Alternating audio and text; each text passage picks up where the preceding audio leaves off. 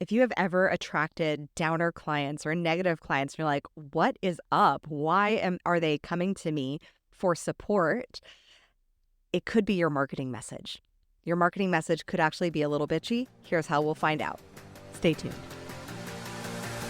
Welcome to the Communication Queens podcast for the visionary leaders, speakers, service providers, and podcasters who are looking to stand out sharing their story. I'm your host, Kimberly Spencer, former screenwriter turned master communications coach. On this podcast, I'll be coaching you on how to share your own transformation story so that you increase your visibility, influence, and income on podcast interviews. Let's get your voice heard.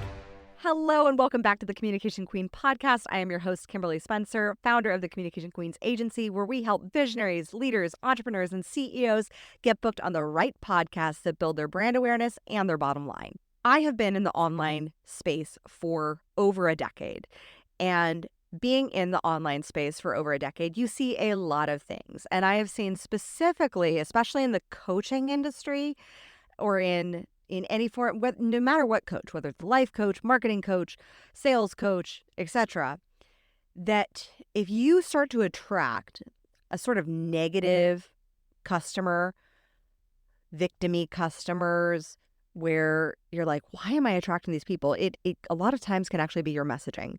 Because I have seen a lot of bitchy messaging.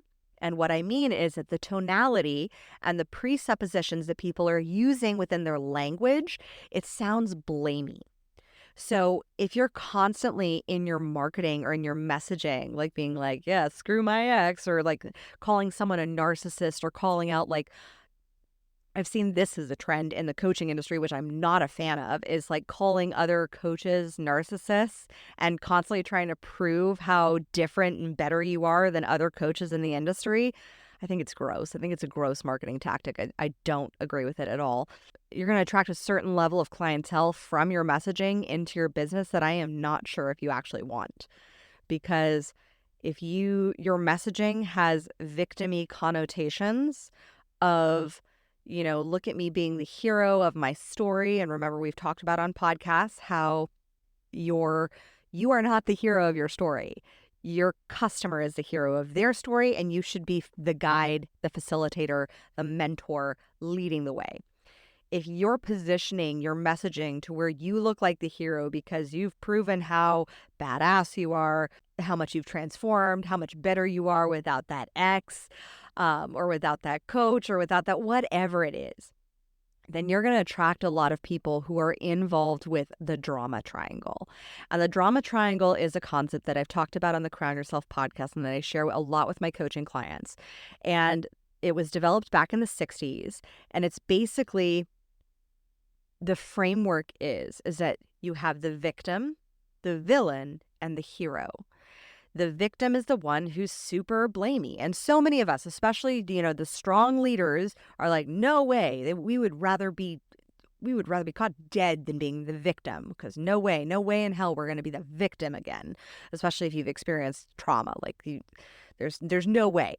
But that does sometimes put us prone to being either the villain in our own story with negative self-talk, or the hero in our own story, which actually attracts codependency and complacency with potential clients. Because if you're the hero, and I heard this one time with in a Facebook forum that I was a part of for podcasters, and this one woman was saying how she and her therapist spend 30 minutes complaining about the state of the world. And I was like, I would stop paying your therapist, because that's now a codependent relationship of like, let's talk about how much better we are than these experiences that are going on in our world. I don't think that contributes to a dialogue of conversation that actually elevates the planet or consciousness in general.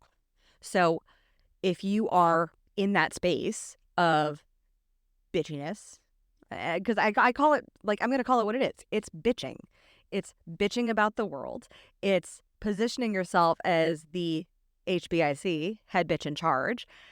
If you're constantly, you'll know this language, if you constantly call people narcissists.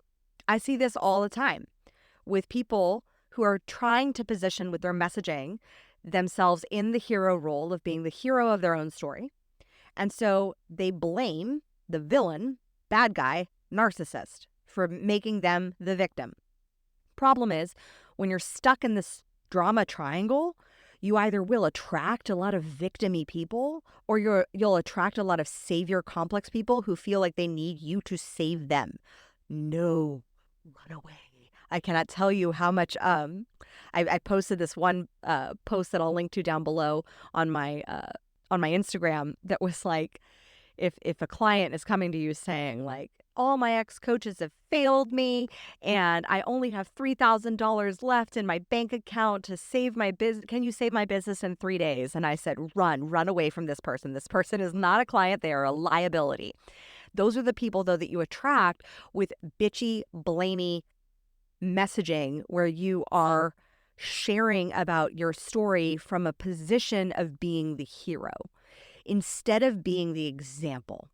And so here's the beautiful part about the drama triangle, though. When you flip the drama triangle on its head and you reverse it, the victim becomes the creator of their circumstances. The villain becomes the challenger of paradigms, the disruptor of industry, the disruptor of generational pattern. And the hero, that codependent version of the hero, that savior complex, actually becomes the coach. And so if you are a coach and you want your message to actually be coaching, you don't want it to be the hero. You want to be the coach, the guide, the facilitator of the space for other people's own transformations to free themselves and liberate themselves from the drama triangle. And if you've noticed, if you look back on your messaging and it's blamey, it's like, look how far I've come without that asshole, then that's messaging that is going to attract a victim-y kind of client or somebody that is in the villain role that will be attracted to your hero complex because they're the villain of their own life and they need you to save them from themselves. Please do not. When you go on podcasts, when you communicate in your messaging, whether it's on podcasts or in your social media messaging, I always approach messaging from a place of aspirational leadership. I see somebody in their highest and best potential. I see somebody for what they can be, for when someone tells me their dream, I believe them. And that I double down on the vision of what that looks like for them. And what I see when you flip into the mode, when you flip the drama triangle and you're in the creator, challenger, coach mode, the coach will call bullshit out, but not in a way that blames someone. They will just call it out and not ascribe to a victim mentality. They aren't trying to prove anything because they don't have anything to prove. They're trying to make you better. And that's the level of messaging that when you can elevate into a level of messaging where you challenge lovingly someone to rise into their highest and best, empower them with the tools that allow them to see that they are the creator of their life and their circumstances. And then you coach them, not codependently, but by empowering them in their greatness and in their own possibility beyond their present circumstances. That is how you elevate your marketing message to go beyond the drama triangle of the past of what they have experienced to actually championing somebody to achieve their dreams. So check yourself in your messaging and look back. Who have you attracted as clients, as customers? And I say this all from lived experience. So having been the person who, when I first started my coaching company, I had the marketing of like, look how far I've come. That was all very egocentric. That was very much savior complex. And I did attract some customers that were in that space and looked to me and put me on a pedestal. I don't want to be on the pedestal. I am the coach who is on the ground floor with you, helping you run your laps, helping you improve, giving you tweaks and tips and seeing the whole playing field. I don't want to be on the pedestal. Take me down off of there, please, because pedestals are a shaky surface. So look at how you've been framing your marketing and your messaging. And there are great tools. Like you can always also take your message, especially if you've posted it on social media, plug it into ChatGPT and say, hey, please analyze this message for me. What is the tonality? Does it have hints of blame? How would you change this message to be more aspirational and empowering? And then you attract a whole nother level of clientele.